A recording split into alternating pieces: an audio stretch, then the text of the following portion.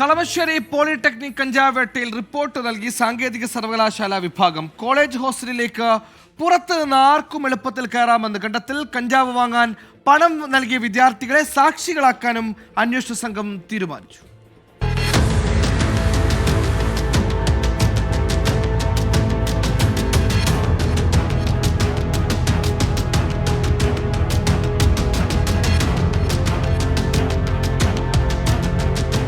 സാങ്കേതിക സർവകലാശാല വിഭാഗം ജോയിന്റ് ഡയറക്ടർ കോളേജിലെത്തിയാണ് അന്വേഷണം നടത്തിയത്.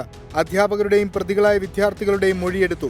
റിപ്പോർട്ട് ഉന്നത വിദ്യാഭ്യാസ ഡയറക്ടർക്ക് കൈമാറി. കോളേജ് ഹോസ്റ്റലിലേക്ക് പുറത്തുനിന്ന് ആർക്കും എളുപ്പത്തിൽ കയറാമെന്നതാണ് പ്രധാന കണ്ടെത്തൽ. കോളേജിലെ ലഹരി ഉപയോഗത്തെക്കുറിച്ച് 1.5 മാസം മുൻപ് ഉന്നത വിദ്യാഭ്യാസ വകുപ്പിന് പരാതി നൽകിയിരുന്നതായും കോളേജ് അധികൃതർ അറിയിച്ചു. കോളേജിന്റെ ആഭ്യന്തര അന്വേഷണം പുരോഗമിക്കുകയാണ്.